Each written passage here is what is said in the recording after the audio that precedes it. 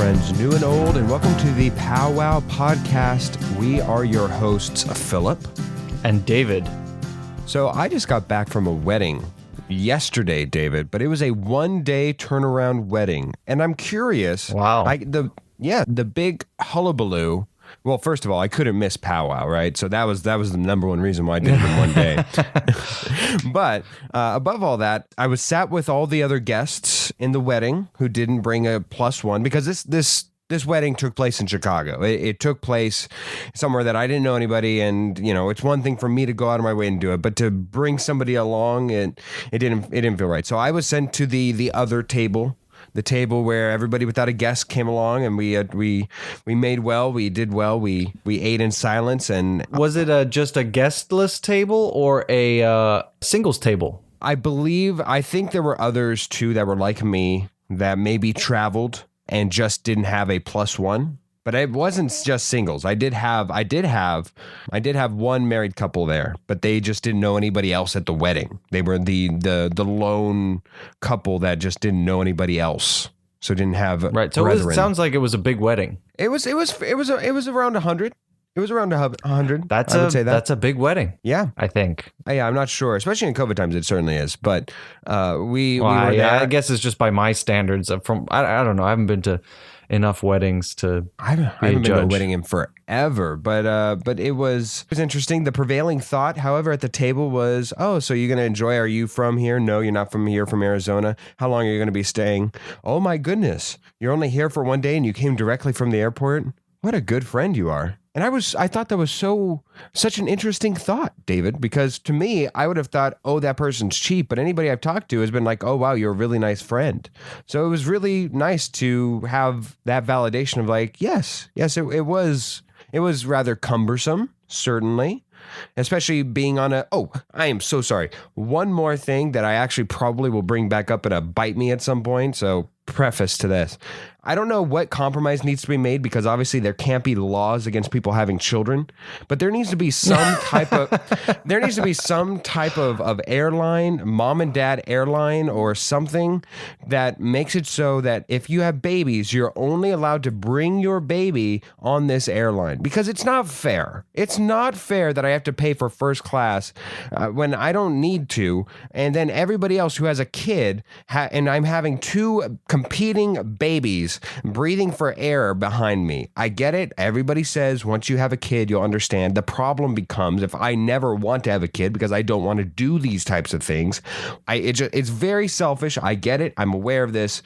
I hate it. I hate having to be on a plane with babies. Well, I was going to ask you some questions about the wedding, but I'm worried about running up the clock here. I know. I'm sorry. I brought so much to the table today. I apologize. You really did. I mean, never mind how my week's been.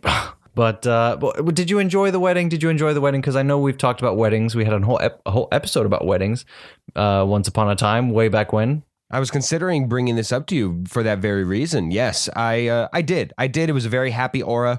The DJ sucked. The bread sucked. The cake was underwhelming, but the main food, the steak, divine, absolutely divine, and the dancing was hearty. DJ, if you happen to be a POWWOW fan, then we apologize. You're just not Philip's taste. That's all. Loads of room to improve as far as flow goes. Flow does not equivalent to two back-to-back Taylor Swift songs. No. Band or DJ, which one's better? I do think DJ. The only difference would be, of course, if you're friends with Elton John.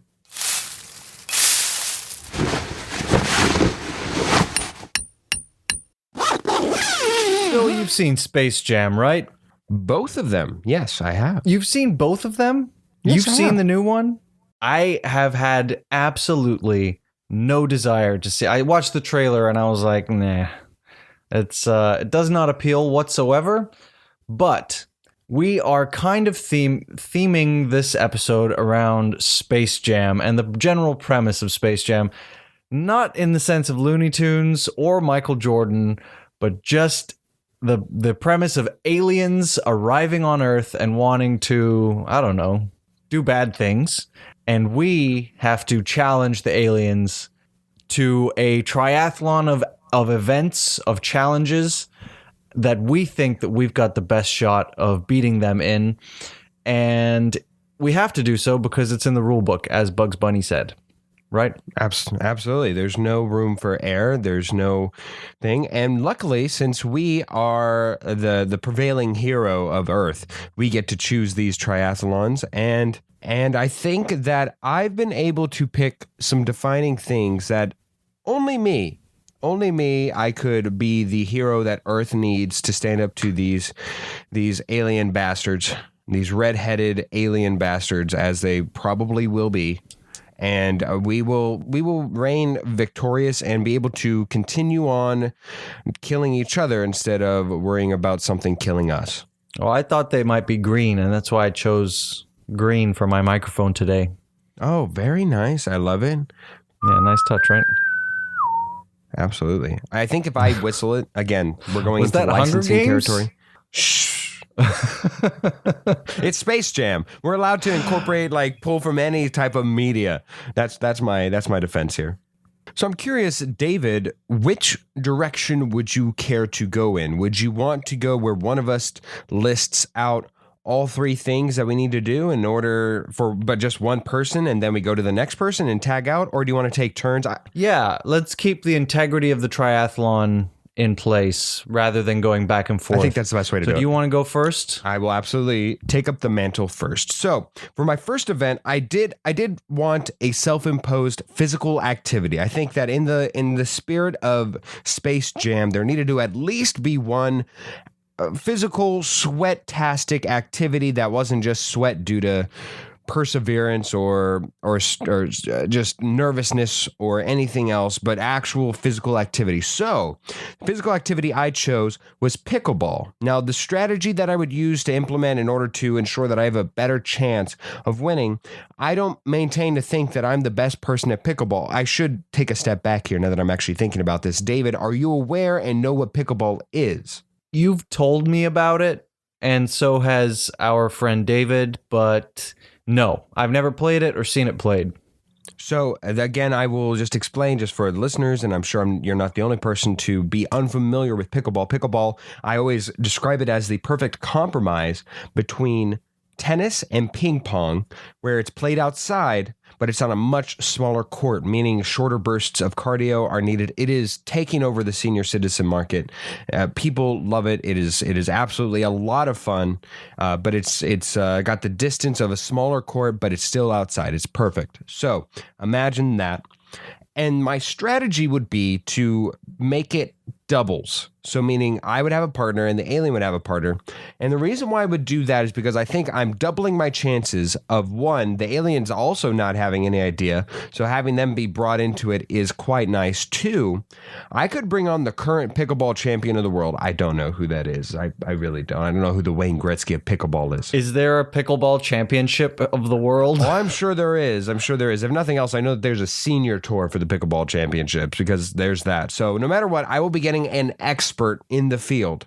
And I think that my above knowledge of being able to compensate, aided along with whoever the pickleball champion is, will make it so that we are a better conglomerate than me going one-on-one against a person learning. I think the double experience will overwhelm the ensuing aliens in that event. Now, my next event would be to play them one-on-one in a game we talked about a couple weeks ago, Super Smash Brothers. Now, if you don't know Super Smash Brothers, it's a video game. It's a fighting game. Two characters are on screen. In this particular instance, select the map. We play 3 games, 3 stocks or 3 lives each. First person to kill the other person 6 times. Or I guess, what would that be? 6 without losing. 9. Yeah, without losing 6 lives, I guess. First person to stay alive and not lose 6 lives wins. So, character I would play in this game against the aliens, Banjo and Kazooie. He's my main. He's my number one character. I feel like I can always outsmart the other person using this character. It's a bear with a bird in his backpack.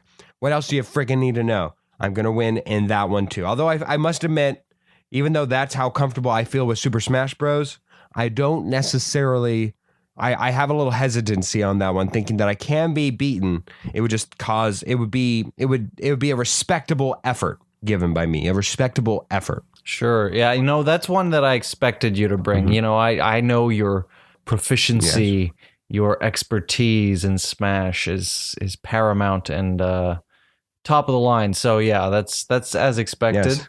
Go on. What's For this next? last one, I had a couple interesting thoughts on what else to bring. I went as mundane as to editing a podcast to something like shaving chest hair, not all the way, but like I guess trimming that down. There were different venues I could have gone, but at my heart, what am I, David? I'm a showman. Not the greatest showman ever. I mean, that would be Hugh Jackman, but I am a showman. So I thought what we will do is something on the lines of America's Got Talent, maybe lip sync contest to where there's a production value, especially if the fate of the world's there, David. Of course, I'm going to. Yeah, I'm sure you can get a budget for that if the fate of the world is, yeah. And I want a choir. I don't care if it's a kids choir. Don't care if it's like the number one Georgian choir out there. I want a choir backing me up. And then plus I want dancers. Maybe we can employ Bella to be on the dancing team. Oh, we should. Former guest Bella, I'm sure. Maybe even Cole. Cole can be in the choir because he'll tell you himself he's not a dancer at heart. So we've got guests formerly. We got David Sampson. He could be there, and so we got people. He could be there. We'll invite him. No, he could be on stage, and I could act off him or something. I don't know, but I need because it's a showmanship talent competition. I would do something from a Broadway show. And it would be a song called Don't Break the Rules from Catch Me If You Can. If you have not heard it, I advise you to listen to it. I thought about bringing this on as like That Slaps as well, a duality there. I'm not going to, so it won't be on the list. It may down the line for some reason, but listen to it to fully understand the capabilities. Or there's a Tony performance of it on YouTube that you can certainly watch. It's quite good. There's room for dancing for both myself and for backup dancers to really shine, so that I can have that as element of cheating to be like, step back and look what they can do while I sing. And then plus I have backup dancers and backup singers to help buoy my performance, but it also gives me a shining moment. I think that's the trifecta. This has been a paid promotion by Catch Me If You Can. Yes, absolutely. Now showing at your local youth theater. I do think that would be the song of choice, so that way I could fully incorporate everything I need to. And then all this is to say these specific 3 venues: pickleball, Super Smash Bros, and singing. I think I'm the champion of whenever you combine all 3 of those together. That's the name of the game, really. It's a triathlon. Yes. You don't have to be the best at any individual one, but over the 3, you're going to beat these aliens. Absolutely. Wow. Absolutely. Any final thoughts? Yes, I just have a question. How much of a chance do you think we stand with me as the current champion of Earth with that? Because you know my proficiency is fairly well. I do, with the exception of perhaps pickleball. Yes. But I suppose it's an interesting premise, given that these aliens are, I suppose we're supposing that they are, I don't know, at least able to learn quickly any of these things. Right. But I think your chances are supreme. I think you've got a real good shot. My maximum worry is that they are somehow more physically endowed than I am, a la multiple tentacles, right? That would certainly help in pickleball. I don't know if that would help in gaming, because then they'd be restricted when they're used to more. So I think that the added physical elements would help determine some bit of my fate there.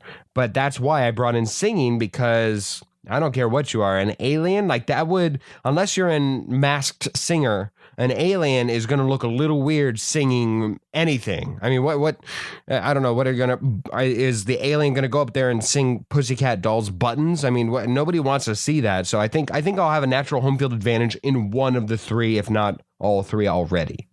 All right, let's go to your triathlon, David. All right.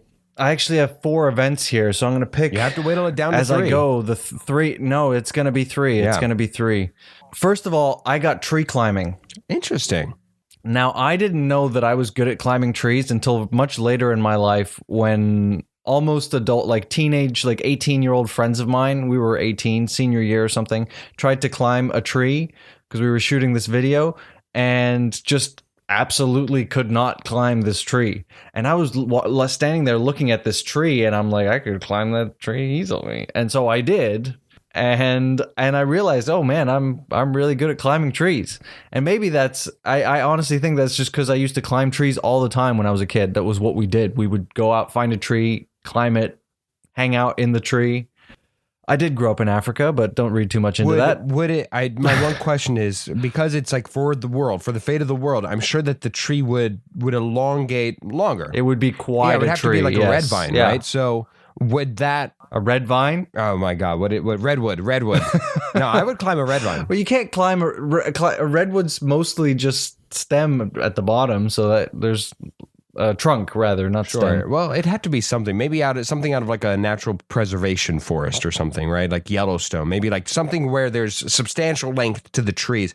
Anyways, my point was, I know that you're probably proficient in smaller trees, getting to the top of those types of trees.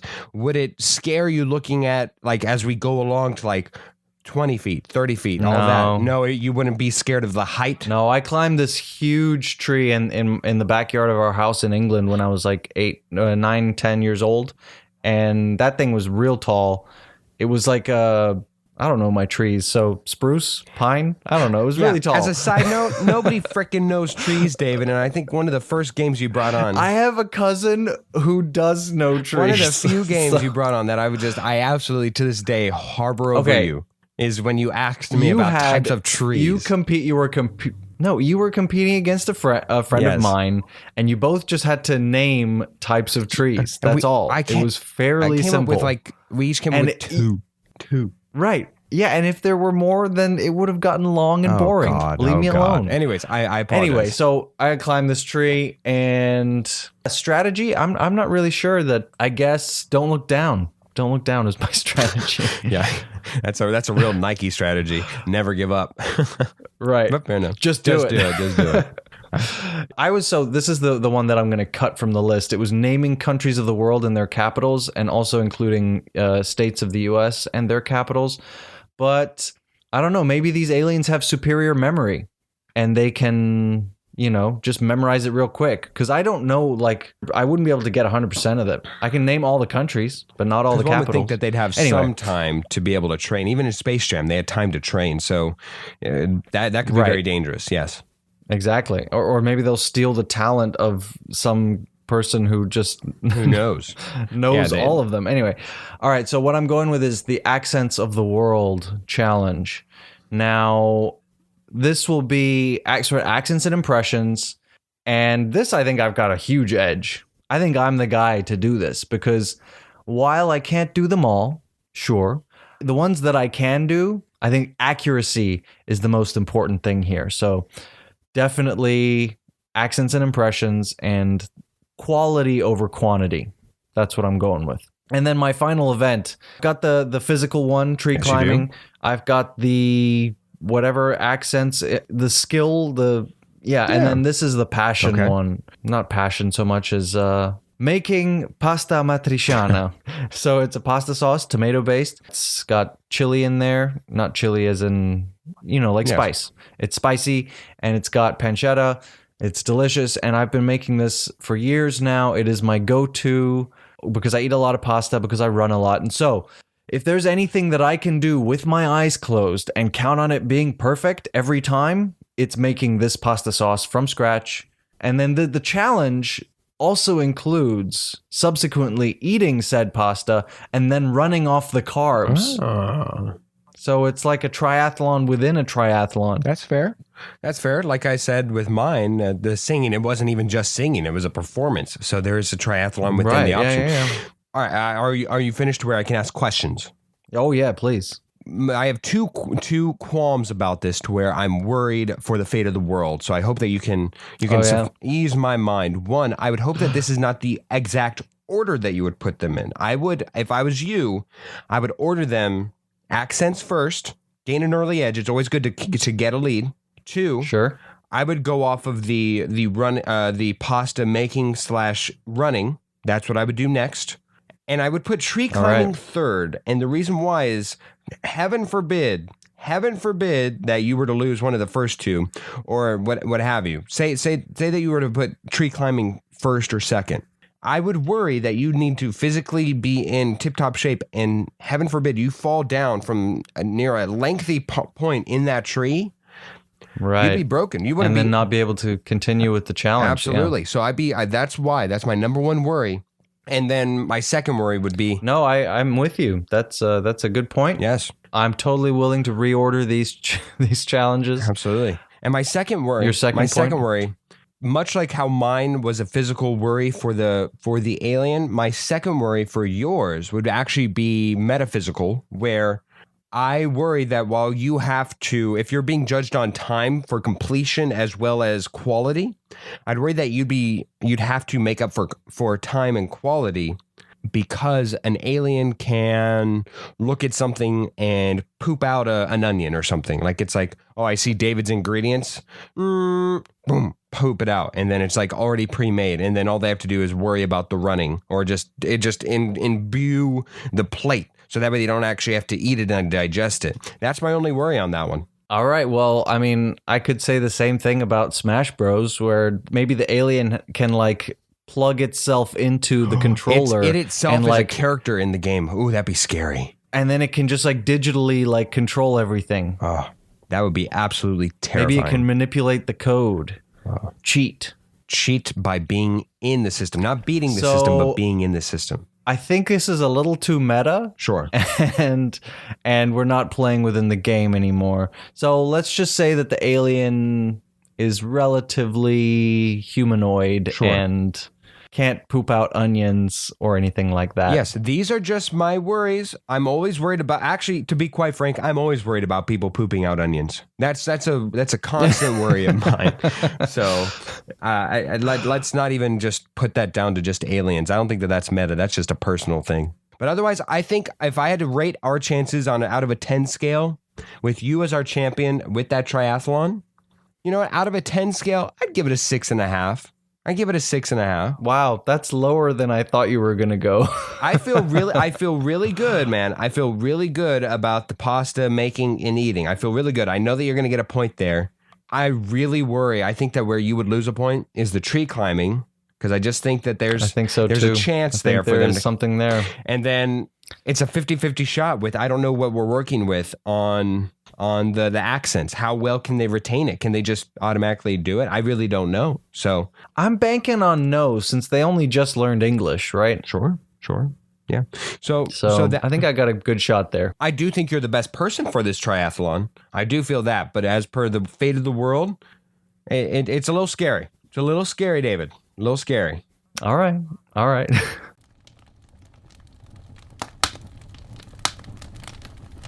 I got to be honest with you, David. I was about to start us out with a metaphorical bite. But I think we've officially reached it, David, where it's no longer funny. Yeah. I think we finally reached it. I was about to do it, and then I thought, you know what? Too much. Let us just get straight to the skivvy, as they would say. Most especially for the segments that are not bite me. Not bite me at all. Bite me, I think we can still do it. We can say it's found a home. But for the ones that are not, let us stay away. However, let us be civilized. This is because it is a mini segment right now. Of course, we're going to be doing Would You is our segment of the week this week. David, what is your Would You question this week? Would you take a ridiculous sum of money, all the money you could ever need? Your life is set. You can do whatever you want for the rest of your life. Private jets, yacht, all that. Great. That's a big chunk of money. Yes. Money, everything that you want. You live a happy life. But there is a snail that will follow you around for the rest of your life. And if it reaches you, you die. You walking down the street, the snail will always knows where you are, and it will follow you. And if you get on a plane and fly to Germany, then the snail will somehow find its way onto a plane or a boat or whatever, and it will get to you eventually. Like, you can always stay 20, 30, 50 steps ahead of this snail, but it is always coming after you for the rest of your life. And if it reaches you, you die. I will credit this question to my friend Tom Hersbach. He wanted a shout out. So Very nice question. that he did come up with this question. Would you take that life and accept the death snail? I just need one clarification, and I think that this is a fair question. Is it that he needs to touch me? He actually needs to make physical contact with me? Or does he need to just be in like the room? I suppose. Okay, because I Because I think that matters a lot. Because if I can at least see him coming, I think the only chance he ever has is if I sleep. So if I have all the money I'd ever need, I think I could fly and sleep in private jets or maybe even in pods, maybe. So I would have to just worry about like do the Daredevil submersion tank where I sleep in a pod. Either way, the question remains. I think I would. I think with all the money in the world, as long as I get like at least a day's head start on it, I think I could. Yeah, you'd always have to keep moving. But you know what? There are worse fates in life. There's an appeal to that. There's an appeal to always having to be out and about and doing things. I think that just leads to an exciting life. Absolutely. I think that this is definitely a yes. And it leads to a very exciting life, especially if I have all the money in the world to entertain myself while on the run. It's not like I'm on the run for criminal reasons, and eventually I will run out of resources and then have to resort to eating my own shoes. This is just, if ever the snail catches up to me, you know what? I've lived an exciting life. So I would say yes, I would. I'm sure it would be different if it was a lion. Yes, that's true too. A snail, I would only worry about maybe being poisoned to death or something. I don't even know. All right. My would you rather. Very good question, David. My would you rather. Would you rather want to be alerted by a higher power / being that you have accomplished the greatest achievement of your life, whenever that should be, or be the person that is directly responsible for someone else accomplishing a landmark historical achievement that you will never be recognized for your part in? This comes in many different forms, like the Virgin Mary or Joseph probably being the poster child for this. Maybe the spinal disease and deaf-afflicted people in Dr. Joseph Mortimer Granville's life who were originally intended to be cured by what we now lovingly have come to know as the vibrator. Or perhaps the man who said aloud, "Boy, do I love this burrito, but I just wish there was an Americanized version of this with bacon and eggs." Wait, so I'm confused. Would you rather just be alerted by a higher power / being that you, David Hoffman, have accomplished the greatest achievement of your life, whenever that should be, or be the person that is directly responsible for someone else accomplishing a landmark historical achievement, being the person who birthed the person who cures cancer? But you'll never be like known as the person for you to be playing a part in it. All right, so like the accomplishment of your life. Why is the accomplishment of your life? Why is the higher power alerting me? What's that got to do with it? I just think so that otherwise it's just to be known that it is a person who would know, who has intimate knowledge of your life and things that are to come, that you have accomplished the greatest achievement of your life. Oh no, I don't want that. I think I would rather birth or like be responsible or like the other option, basically someone who does something amazing like cure cancer. That would be my choice. Yeah. It's interesting. I've always thought of the concept of the Virgin Mary as interesting, or even I guess like I said, Joseph, where the main role in history that you are recognized for is birthing, in theory, the most important person of all. In theory.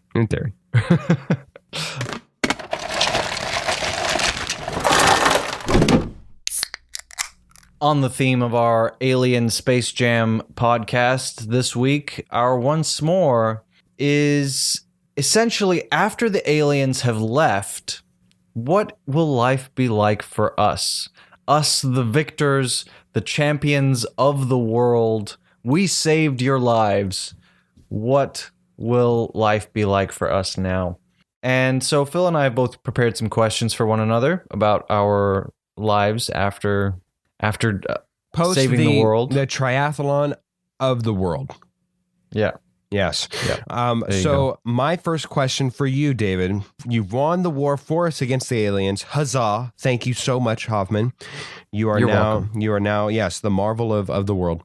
The movie studios, David, they come at you. They are thirsty for you, and they want to make a biographical film about your life. Which movie studio do you pick, and would you demand to star in it or hand cast who plays you? Well, that's a good question. That is a very, very good question. So first question, which studio? Which studio? I think I would want... You got a fair amount. So for the listener Disney, who's not as Disney familiar. just does way too much. Yeah, But there's I want Disney. it to be one of the big studios, I think, because, I mean, a blockbuster like that deserves Of course. a ridiculous studio budget. I think I'm going to go with Warner Brothers, Okay. and I think I want Christopher Nolan to direct it. And yes, as much as I hate the idea of people playing themselves in the movie about them, I would want to play me. Fair enough. Ain't Yeah. nobody gonna do it better. All right. So it is you. You wouldn't want Yeah. I was wondering if you would cast, oh, I don't know, Denzel, and then you would just be like a walking person with a role in there. But okay. Either I got to star in it or I got to direct it or something. No, You have to have a part in it. I think Okay. I got to star in it. Okay. That's Yeah. fair. Your question? So, what will be your first meal after you successfully defeated the aliens? And keep in mind, it could be anything. The world is in your debt. This is actually very hard because I don't know whether or not to go full bougie and just say like, I don't know, filet mignon and lobster, whether I go like to my heritage roots and go Italian, or if I just completely fly and spit in the face of like, I just accomplish the greatest feat the world has ever known and save the world and eat dairy, of which I have sworn off, because there's a lot of good stuff in the dairy world. There is. I think if I have now the option, I saved the world and everybody's eternally in my debt, I think I would go a steak. I think I would go steak and lobster and mashed potatoes. That's the meal that I would eat. And Caviar. I don't know. I've never had caviar. I don't think I would. I mean, it literally costs like a tiny little jar like this. I know the listeners can't see. It's a small jar. Will cost like 1,000 euros. Yeah, think of that's what, like real caviar is like 1,000 euros for like 100 grams, which is not a lot. Yeah, I think I maybe I'll try it. I'd try it as much as anything else, but I don't think I wouldn't proactively do it. I just go sit at like the number one restaurant in the world, wherever that may be, and have them cater to me. Frankly, Phil, I know your tastes. I don't think you'd like caviar. I don't think I'd like it either, but I'd try it. Do I get points for saying I'd try it? Sure, yeah. Thank you. I respect at least that you would try it, yes. I would. Okay, my second question here, David. How would you monetize your success, specifically in branding? Would you do the shack and sign on with every brand under the sun, or try to create your own brand and sell whatever you would like to sell? Oh, I think I'd create my own. I don't know what I would sell, but yeah, I like the idea of creating my own line or something, my own whatever, my own clothing, or yeah, just people want to dress like me. It'll be a first. But I think I would create my own. Okay, Phil, very similar to your first question, would you write an autobiography, or would you have maybe someone else write it for you? And this is the crucial one. What would be the title of your autobiography? No, I would not write it myself. I forget what it is. It's what's the form where it's spoken by me. I would have somebody write it for me, but I would be like, they would be interviewing me, talking to me, and have my permission to go through and talk about everything. What would that be? What's that option again? I forget. I have no idea what that's called. Yeah, so I would have a heavy hand in doing it. I would certainly approve it. But what is that called? I forget what that's called. The listener probably knows. Yeah, we sound real smart right now. Please. DM us. Yes, please. So I would do that, and I'd go to somebody of note, somebody worthy. Maybe Stephen King. I don't know if I want that. I don't know if I want that direction on it to where it's like, and chapter 2, and that's the last time he ever saw macaroni and cheese ever again, ever. And then like it comes back in chapter. I don't even know. Like I don't want to. I think the macaroni and cheese would try to murder you. Yeah, that's probably in Stephen King's novelization. Yes. So I would have somebody interview me and do the hard work and actually write it. Yes, I would have them do it. What would the name be called? I honestly think it would be called Filled with Laughter with my name. Oh, fantastic. Yes. I love it. There's nothing like that for my name, unfortunately. Just a little Hoff. Come on, that's pretty good. That's pretty good. Just a little off the top. Sure. My last question here, David. Who would be the first celebrity you would want to use your newfound clout to meet? Get you into some pretty big rooms that you want, saving the world, David. Oh, I guess I might have to say, she's taken though. Ana de Armas. I do have Is she a taken? huge crush. I know that she and Ben Affleck she's dating broke Ben up. Affleck. No, they're broken. Oh, they broke up? Dude, what the hell? Where have you been, man? Dude, I do follow her on Instagram, so. But then again, she's not going to publicly. Dude, I don't read the e-news. I read the news about like actual world events and about rugby. Do? Hold on. No. Hold on. You think I do? It's almost impossible to escape my purview that not only did they break up, like that I can understand and forgive you with, but the reason why I know that they broke up is because Ben Affleck and Jennifer Lopez are dating. They're back together. Whoa. Yes. No, I didn't know that. Yes. That's where I'm like, where the hell have you been? What rock are you living under, Patrick? My God. So I don't know if she's dating anybody. She very well could be, but I just know that she's definitely not dating Ben Affleck. Well, then you know my answer. Yes, I see. Hands down. Not Armas down. Clever. Oh, there was someone else I was thinking of. You want to go like world leader? You know, I don't know. Maybe no. Obama? No. Oh, Obama would be like second on my list. I think. I thought Obamas. That's where I thought that you were gonna choose. I think if Nelson Mandela were still alive, I might have picked him. What about Morgan Freeman? Not, unfortunately. Next best thing, right? Yeah, indeed. Just because of in reference to our films of last week. As a young single man, the first thing on my mind is Ana de Armas. Your last question here, David. I'm just reading my last question, and maybe this is in the wrong spirit. What are you going to do with the alien prisoners of war?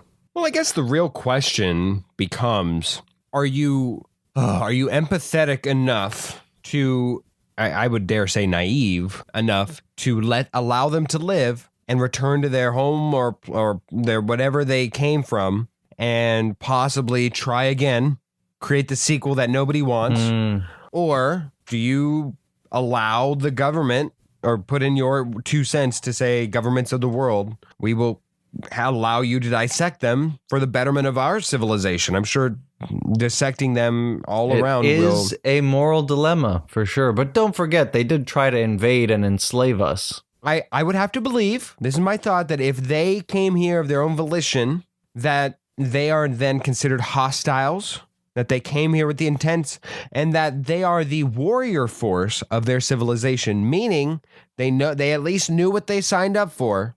So for the betterment of our world, to help us get into the space race that is probably now coming for our homeworld, I would have to say science. Science. I would look away and hold my nose, but I would say science. It has come time for the most exciting part of pretty much any episode, and that is the game. And given that this episode was mostly about aliens, I thought we should bring on my sister Sabrina. Now, how do you make that connection? Game guest. Because she's out of this world. There we go. Nice save. Sabrina, it is wonderful to make your acquaintance once more. Welcome back to POWWOW. Thank you for having me. Absolutely. Again. Yes, of course. Now, I believe, correct me if I'm wrong, but last time you were here, Sabrina, we did indeed get to know you a little bit with 3 questions, correct? I think so, yes. I believe so. Yes. I think you were amongst the first that we incorporated that change into. Yes. I remember distinctly, Phil, you accused me of making up the question on the spot after we'd done recording, and that wasn't true at all. I remember having to defend myself. Yes, post-production. I kept my accusations and my witch hunt until afterwards, but you're right. I remember this now. However, we will continue to do so, Sabrina, because really, 3 questions is not enough to get to know a person, so we'll add 3 more. Since you are David's sister and guest, for the purposes of this episode, I get 2 questions, he gets 1. I'll start out with my first question here, Sabrina. We can luckily say that this isn't the case, because I have seen through the gram that you have an adorable baby, but how much, if at all, was it a real concern for you that you would have an ugly baby? Oh, not at all. I mean, See, we are beautiful. We are beautiful people, right? No, that's true. That's right, true. David? Yes, the Hoffmans are an attractive bunch, let me tell you. We have exquisite genes. Yes. I just think even though there would be no reason for it, I would just be considerably nervous that my child would look like an 80-year-old man whenever they popped out, or just some abhorrent trait that I would just have to deal with.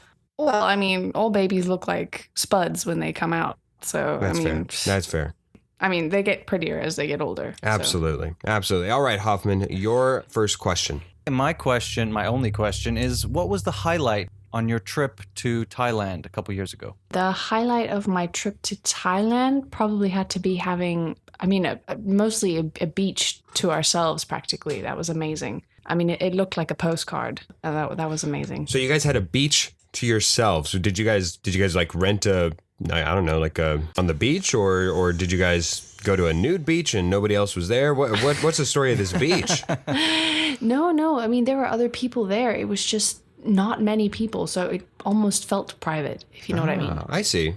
Yes, you guys went on a day where nobody else was interested, and those are the best, where you can have a moment alone, but in something that is so gloriously beautiful. That's cool. All right, my last question for you, Sabrina. What is one trait of yours that you wish your child will possess in their life? I think I'm very empathetic. I'm very sensitive and I'm very empathetic. And I think that's a good quality to have. So I hope that she gets that. Yes, I should say that that's a quality that the world should need and desire more than ever. Thank you, Sabrina. We will now go to the game here. The game, because Space Jam, of course, was incorporated into our main topic, really, I thought, well, what is that story really about? Basketball. So I wanted to incorporate a game that invokes around basketball. Now, for any of our hoop heads out there that do play basketball, they're familiar with the term in the game 21. Of course, it's a game where infamously you have to get to 21 before your opponent, scoring one-on-one against them. And such is the case as we will do here now as well. Of course, 21 is the score and the goal, but you need to win against your opponent by 3. So say David gets to 21, but Sabrina, of course, has 20 points. Then he needs to keep going until he at least gets 23 points to a deficit of her 20, or vice versa, whatever it shall be. That is goal number 1 of this game. Now, there are 3 ways to score in order to get to 21 points. There's a 2-point shot, there's a 3-point shot, and then there's a foul/free throw line that we will incorporate. First of all, the 2-point shots. Those will be trivia questions that we get multiple choice answers to. 3-point shots, we get to fill in the blank, so they make them a little bit harder. And of course, free throws, if you get fouled by your opponent the moment that they say whether they want to take a 2-point or a 3-point shot, you will then have to do a list for whatever genre the person keeping score says, and you will have 1 second more than the attempts you have. So if let's say Sabrina attempts a 2-point shot, David fouls, then she gets 3 seconds to list 2 things off of a list. For instance, name types of bugs that you would find in a house. You would get 3 seconds, 1, 2, 3, to list 2 bugs. Ant and cockroach, or something that you can find, or whatever, scorpions, whatever's in your house. I won't judge. So those are the types of scoring systems that we have in play. I know it's a bit much, but trust me, I think we will all be the better for it once we start playing. It will become a little bit easier. David, will you allow me to go first to authoritize and be the overseer of a game between you and your sister? Yes. Phenomenal. All right. Please. Since our guest Sabrina is here joining us, I will naturally go with her to be the first person to select her shot. Sabrina, will you go with a 2-point or a 3-point shot attempt? I think I'm going to start with a 2-point. 2-point. All right. That means you. Fantastic. You get a multiple choice question. Here we go. What geothermal Icelandic site has the same name as a 1980 movie? Is it A, Xanadu, B, The Shining, C, Heaven's Gate, or D, The Blue Lagoon? Xanadu, The Shining, Heaven's Gate, The Blue Lagoon. Oh my goodness. Wow. D? She goes D, The Blue Lagoon, and that is indeed the answer. She gets 2 points. Simple as that. We go next to David. David, 2 or 3-pointer? I am going to take a 2-pointer as well. All right, Start David. Off easy. Absolutely. Which European country technically shares a border with Brazil because one of its quote-unquote overseas departments does? Is it A, Germany, B, Belgium, C, France, or D, Great Britain? C, France. Final answer. Absolutely. France because of French Guiana. Fun fact, cayenne pepper is named after Cayenne, the capital of French Guiana. There we go. You guys are tied at 2 apiece. You like that? You like the little... Do you want to say it one more time? French Guiana. Sabrina, I hope you are enjoying this game as much as I obviously am. You get to go next. Would you like to go 2-point or a 3-point attempt? Oh, I think I'll try a 3-point, Phil. In what year was the first ever Wimbledon championship held? Oh my goodness. I'll give you a hint. I feel like I'll be fair and give you a hint on these ones. It is below the year 1900. Oh, really? Has it been going on that long? Oh, yeah. Okay. According to my research. 1896. So close, but not really. 1877 is the answer we were looking for. David, we go to you. A 2-pointer or a 3-pointer? I'm also going to try a 3-pointer, although I'm nervous because I did not know the answer to that question. So Hg is the chemical symbol of which element? Hg is the chemical symbol of mercury.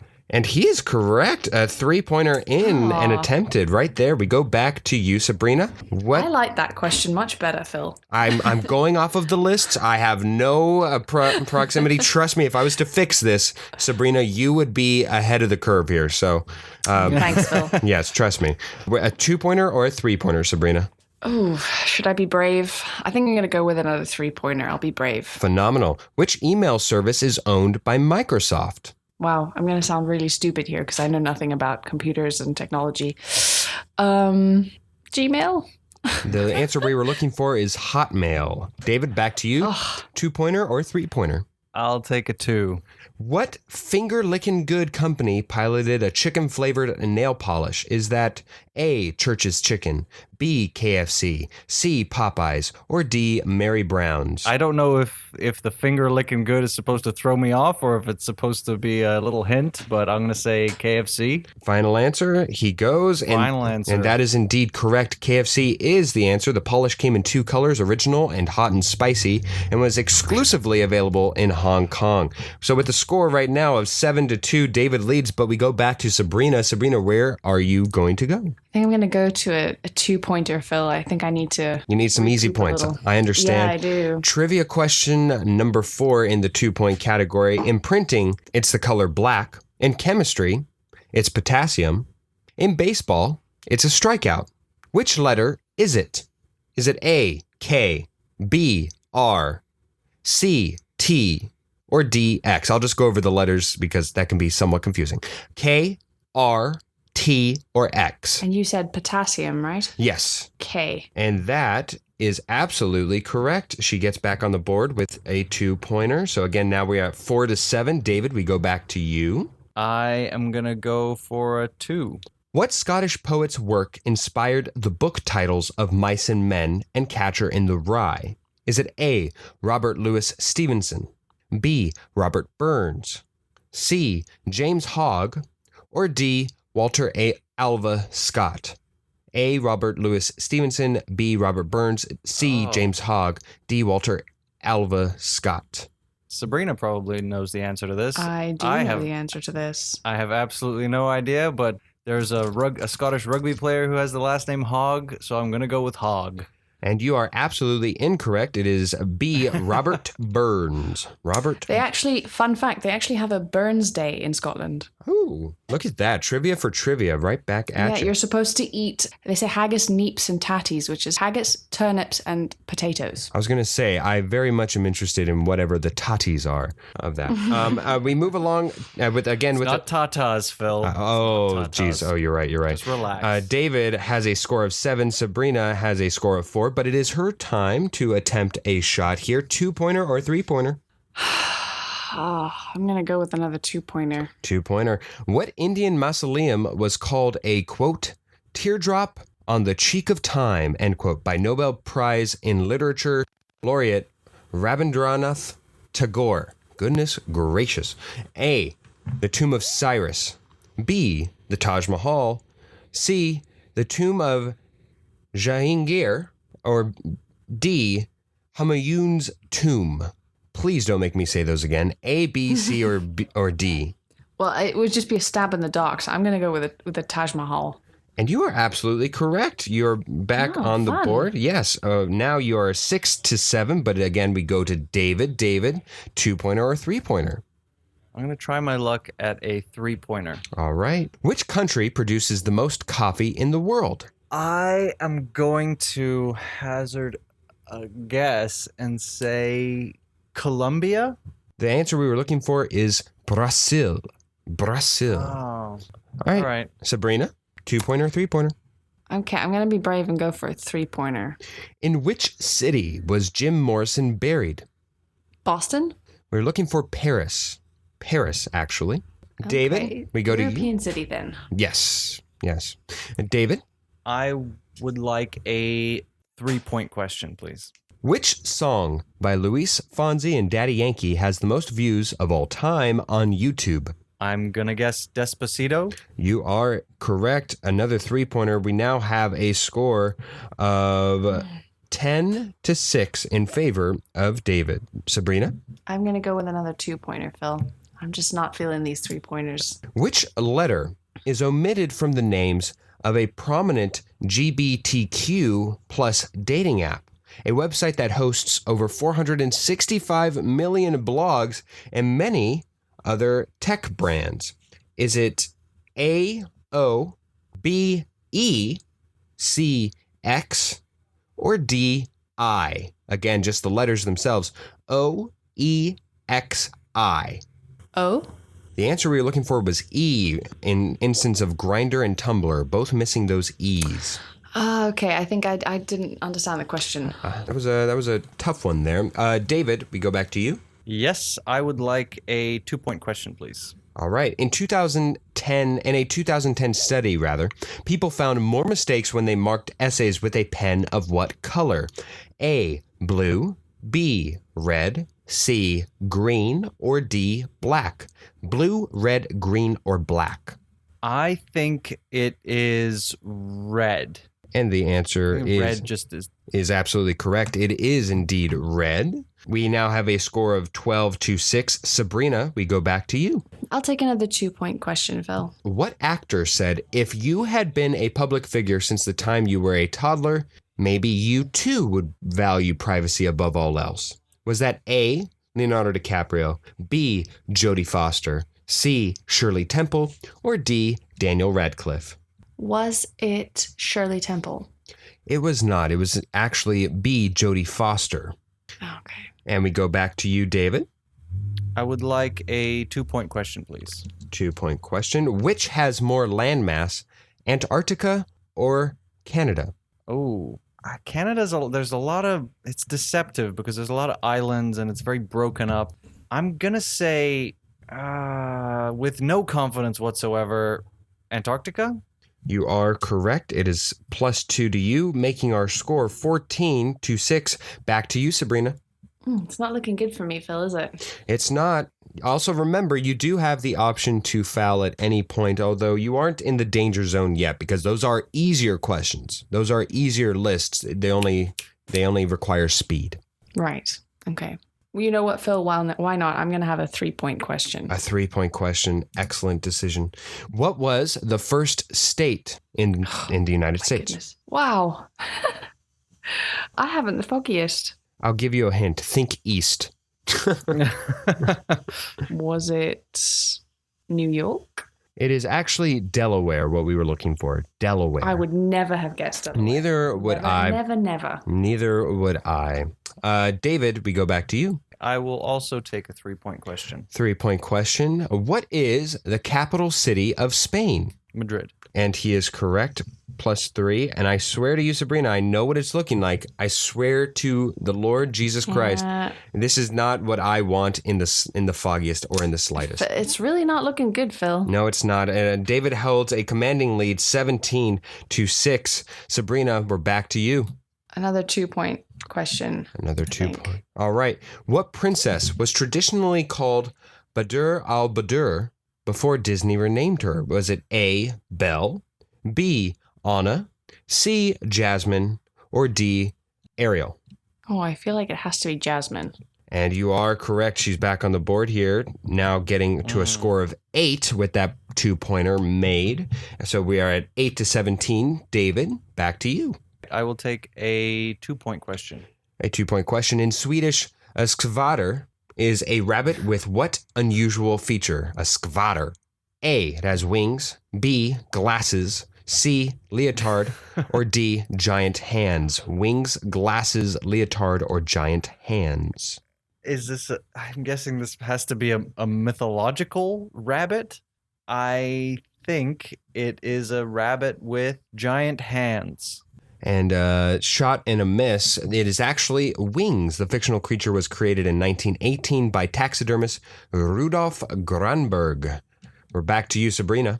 I'm going to try another 2-point question, Phil. Fantastic. Makeup artist Joanna Balkin says she needed 40 bottles of sunscreen per month to protect what 1990s TV show's cast from sunburns? Was it A, Law & Order, B, Beverly Hills 90210, C, Dawson's Creek, or D, Baywatch?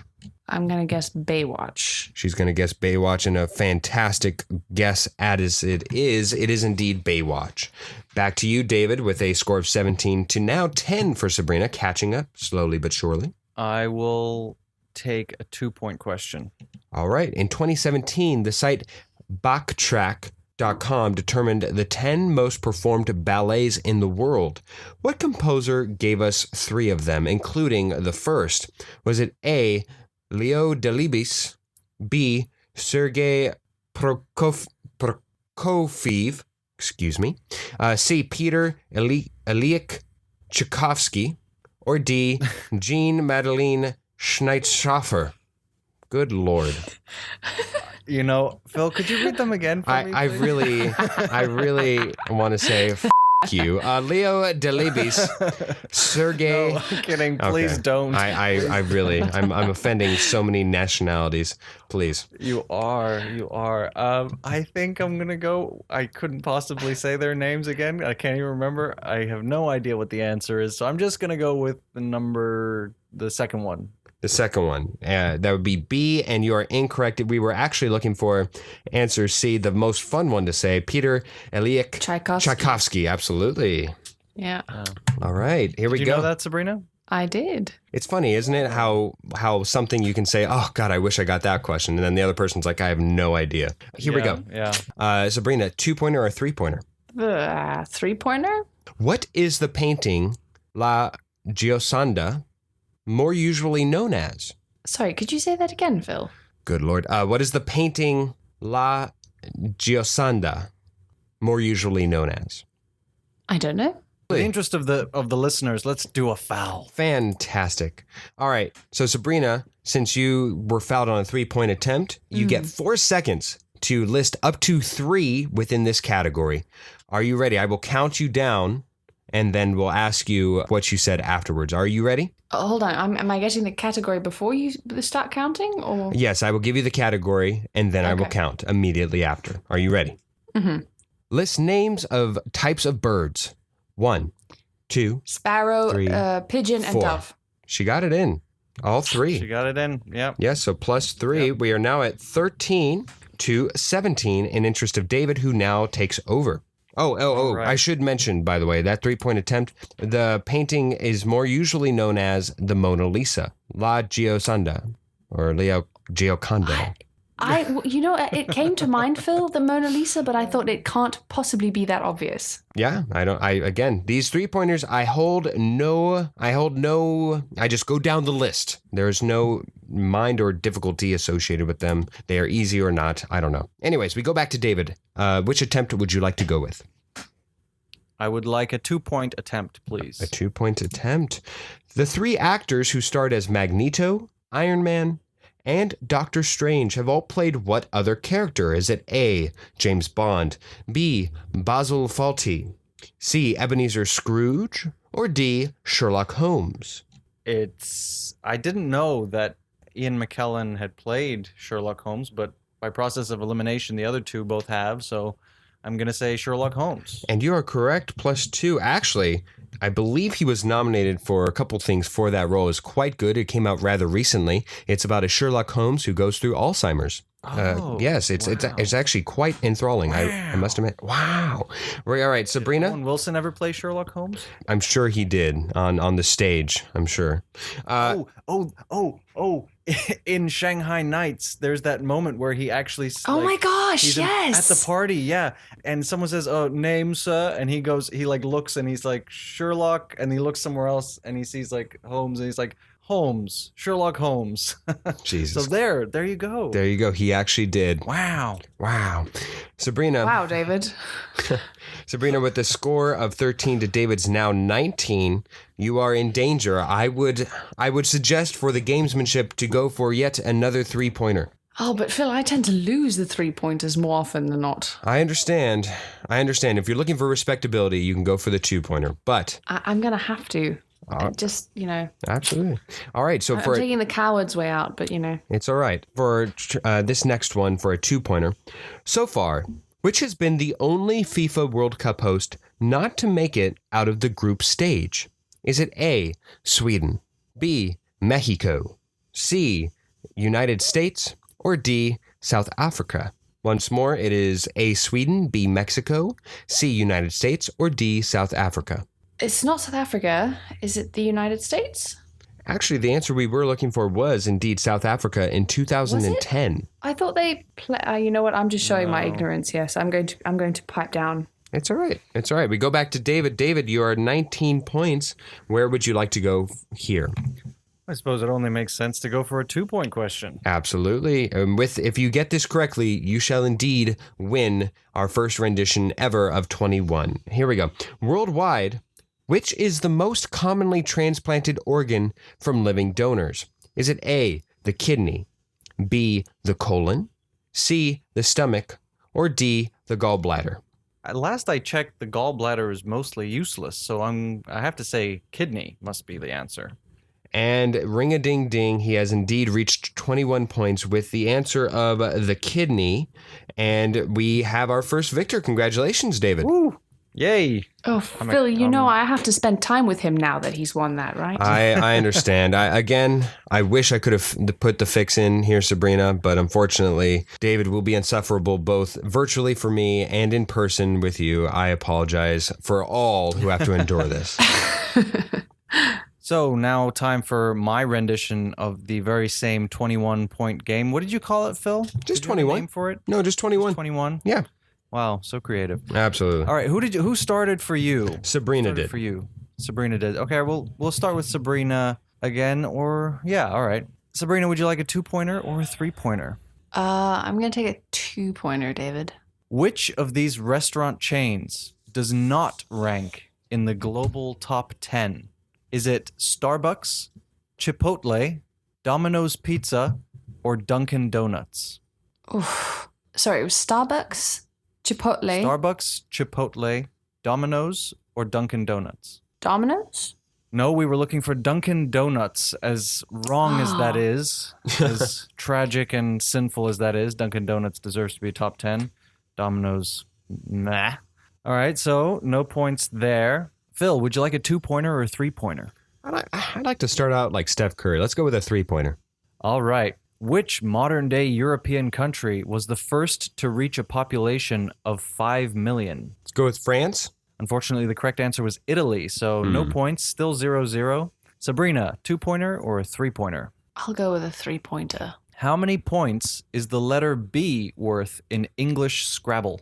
Ooh, I think I know this. I believe it's worth either 3 or 4 points. I'm going to go with 3. 3 is correct, and 3 points for you as well, Sabrina. A 3 on a 3-point question. I see you, David. Yeah. I see you. Was not my intention. Phil, we go to you. What would you like? I would like the exact same question as Sabrina. Not a 3-pointer, just the exact same question. But if in less of that, I'll take a 3-pointer. Okay. What is the maximum number of points that you can score from a single throw in darts? Which would be a bullseye.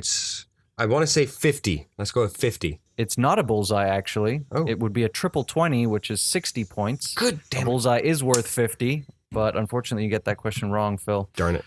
Sabrina, what would you like? I'll go with another 3-point question, David.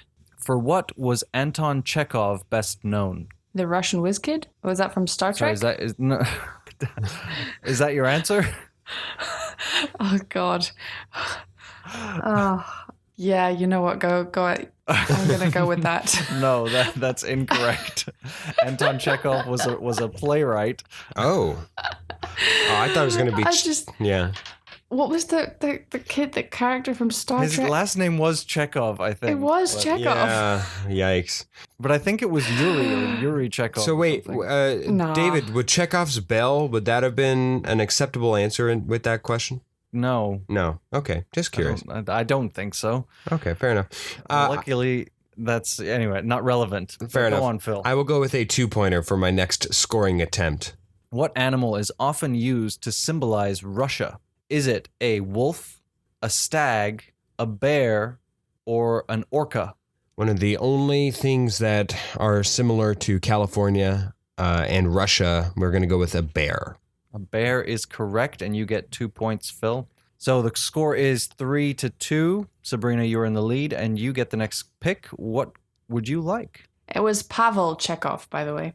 Sorry, just there you go. Point fact. I will take a 2-pointer. Which of these countries does not border India? Is it China, Nepal, Afghanistan, or Myanmar? Myanmar, it depends whether you're from the UK or the US, but Just to be clear, it used to be called Burma. just to be clear, Sabrina, it's China. Well, you look through whatever device that you found, Chekhov from a question before. That's not. How do you pronounce that? China. CHI.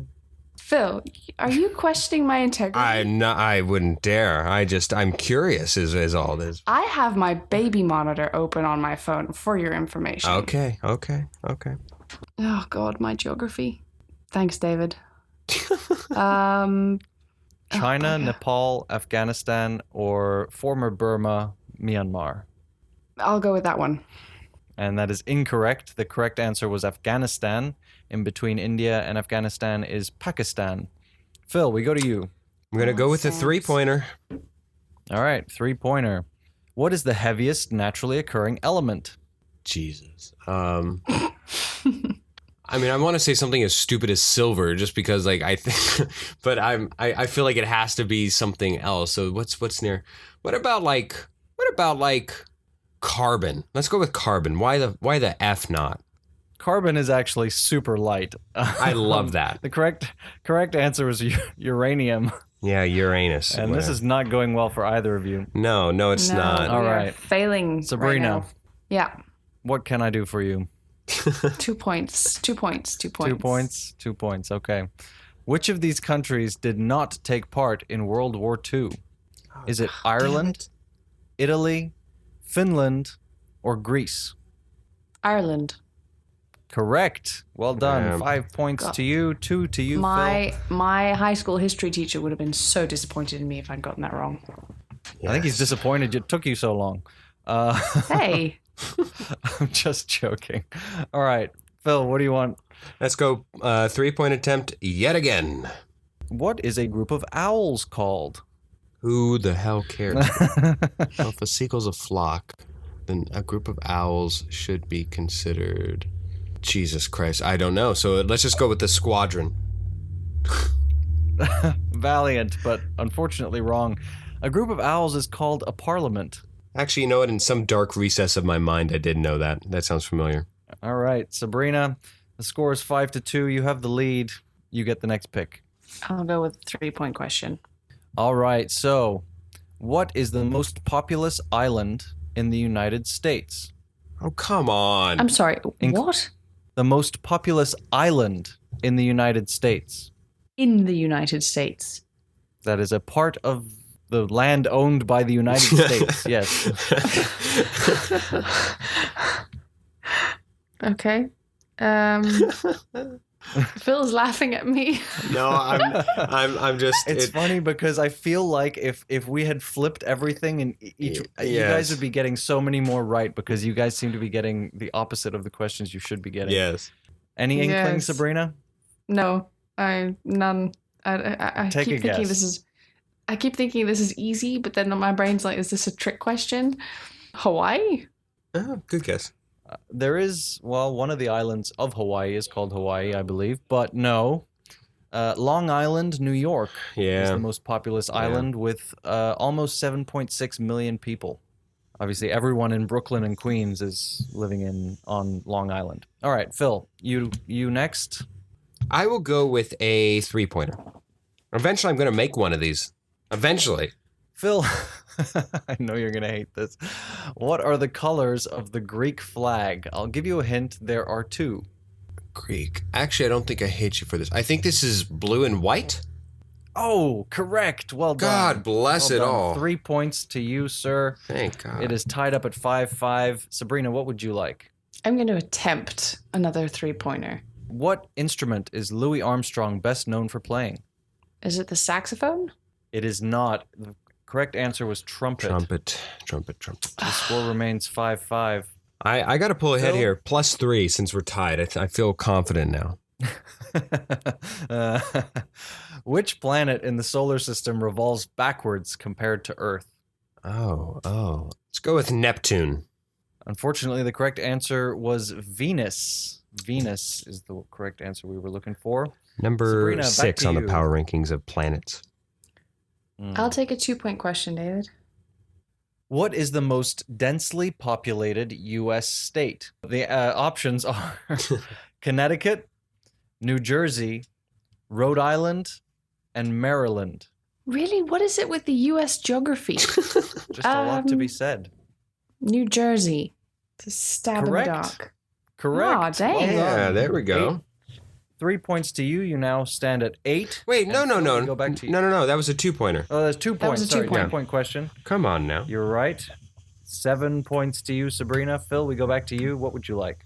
I'm going to go with a 2. I want to stay par with the course here. An elephant named Dakshayani was the oldest elephant to have ever lived that we know of. How old was he when he died in 2019?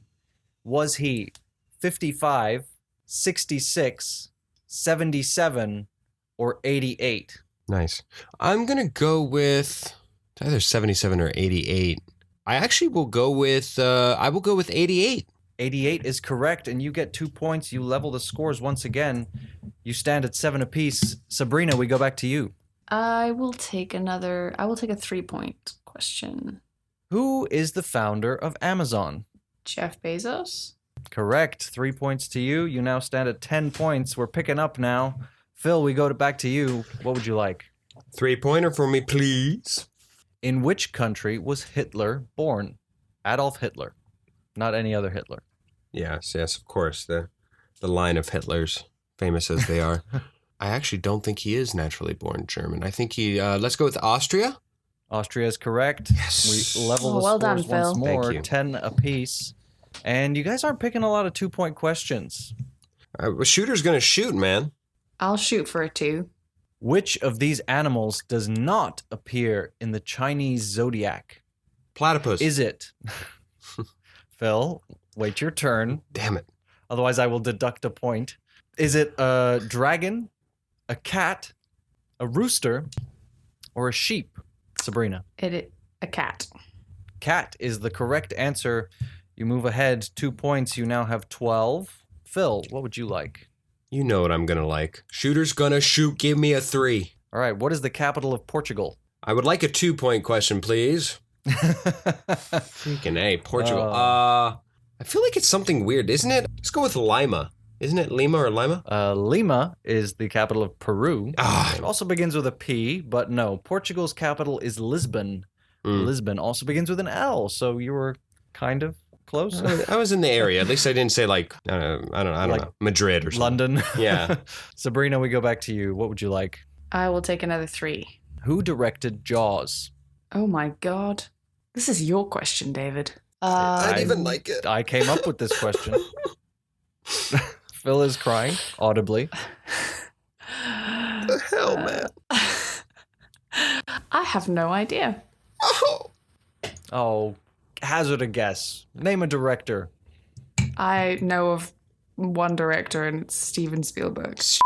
Bricks, man. That is the correct answer. Are you serious? Yeah. Phil, are you in pain? Golly, man. Just give me a damn 3, please. What is the name of the lead character in Shakespeare's As You Like It? Which one? That's not Taming of the Shrew. The female character, I'll say that. I don't know. I'm going to go with Catherine with a K, if that matters. Catherine with a K is not correct. The correct answer is Rosalind. Oh, wow. That wasn't going to happen, so.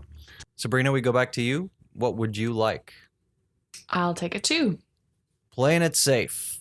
In what country is the Temple of Doom in Indiana Jones' Temple of Doom? Is it Pakistan, Nepal, India, or Bangladesh? Is it India? It is India. Correct. You get 2 points. You're now at 17.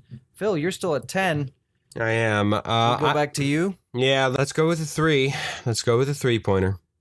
Which country gifted the Statue of Liberty to the U.S.? That would be France. France. France is correct. Kind of, if you're going to pronounce it like that. Franz Guba. Congratulations. You get 3 points. Yeah, baby. 3 points for you, for France. Sabrina, what would you like? Oui. I will take a 3. In Greek mythology, who is the queen of the underworld and wife of Hades? Persephone. Very well done. Persephone is correct. You're Very at 20 nice. points. You need only one more. One more. Phil, we go back to you. Yes, I will go with a 3-point. That's my only hope here, really. What sport does Cristiano Ronaldo play? Well, I would normally say coming at soccer, you. but I'm going to go with football to be I would have correct. accepted either. Okay. That is the correct answer. Fair enough. Fair enough. All right. You get 3 points. You are now at 16. Sabrina, you need only 1 point. What will you have? Do you I'll want to try rub it. it in with a 3 or? You know what? I'm going to be nice and just go with a 2. Foul. All right, foul. Sabrina, you need to name 2, and you will have 3 seconds to name 2 fruits. It's 1, 2. Sabrina, Oh. are you there? Sorry, I wasn't. No, I wasn't there. Yeah, baby. All right. Yeah, baby. Let's go. All right.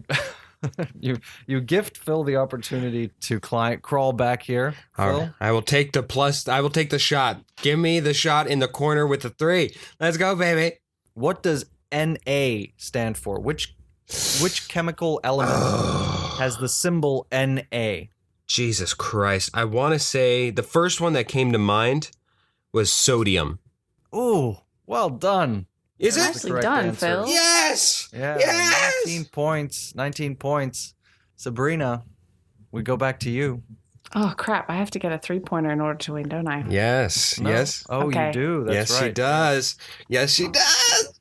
Okay, hit No, me with you it. only have to win by 3, right? You have to win by 3 points. Yeah. So, if she It's gets 20 to to 19. yes. So Then if she yes. gets to yes, that's true. 22 with a 2-pointer, then she will win. Oh, This that's is- true. this Okay, is now I'm going correct. to take a 2-pointer then. Foul. All right.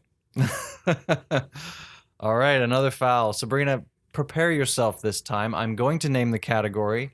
And David, just make sure to count afterwards. You gave a buffer I will there. count. Thank you. I gave a buffer and I shouldn't have, but it made no matter last time. Yes. This time I will not be so kind as to give you a buffer. Sabrina, you have 3 seconds to name 2 mammals. 1, Dogs, 2, cats. 3. And there it is. There 2 they are. points to you. Nicely done. Nicely done. Oh, Sabrina. Nice try there, Phil. You know what? I gave you every single opportunity. Can I ask this question? You know what? I'll give you both this question. I was just waiting to ask this question. Which of the following cities in the U.S. lies the furthest west? Is it Reno, Nevada, San Diego, California, Los Angeles, California, or Spokane, Washington? Really? You're going to ask that question to both of us?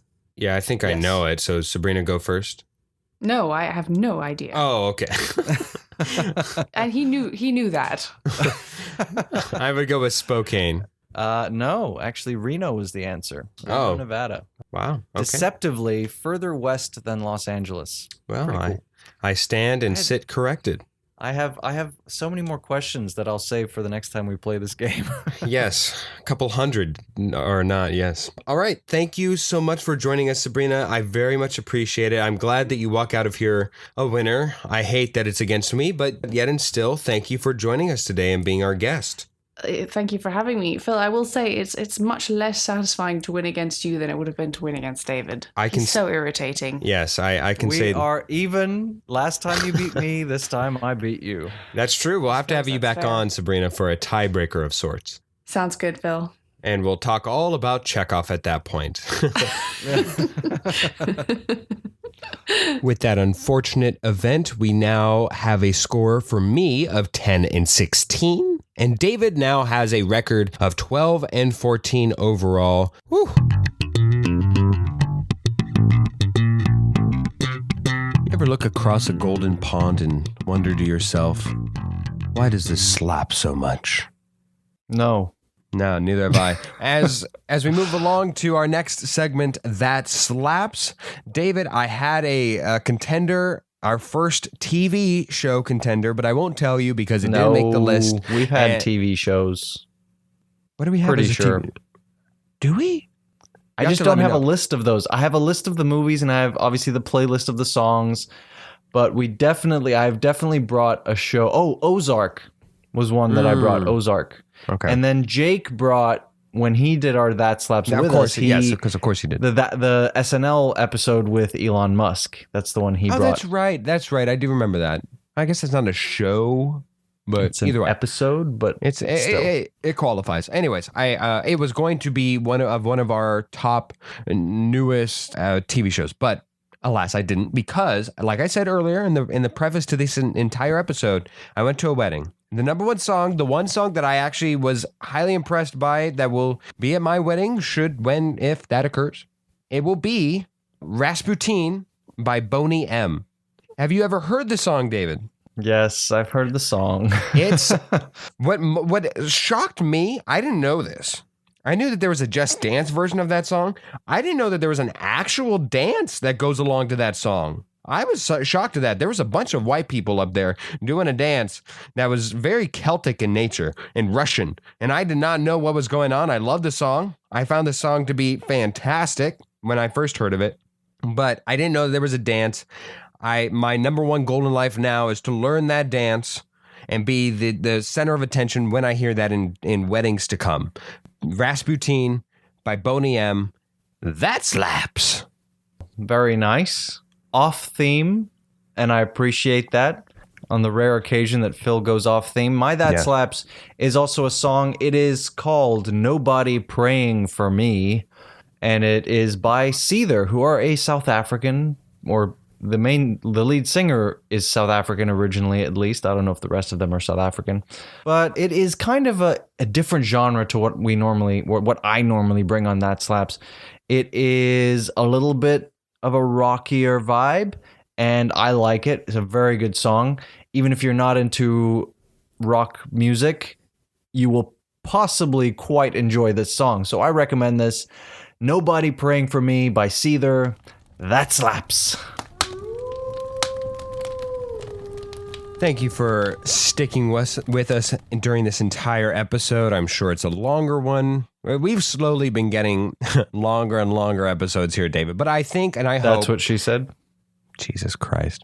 I think that I think that the listeners would agree that it is for the betterment of the episode, and it doesn't come at the cost of the entertainment of the episode. So we hope that you enjoy it. We certainly did, making it for you. So thank you for sticking with us. And with that, we've got some more thank yous and gratitude to dish out here. First off, thank you so much to Tara Amstead for her graphical designs that we use and incorporate everywhere, including on Instagram, all of our social media pages, and of course, wherever you found your podcast today and are listening to us on. It is a beautiful image, and we love it. Thank you so much, Tara. Of course, additionally, thank you to Josh Hans for his wonderful musical interludes in between some of the segments here on the podcast. Thank you so very much. And thank you to Jake Corlang for his slap and bass line, and to Cass and Crossland for the intro and outro music that you hear every single week on POWWOW. Thank you guys. We couldn't do it without you. Of course, thank you again to you, the listening audience. We very much appreciate your joining us each and every week and listening to us wherever you find your podcasts, whether that be Apple Podcasts, Spotify Podcasts, pretty much everywhere. Except for Pandora, because screw you, Pandora. Oh yeah, a bear's got two weaknesses: poison ivy and slapping.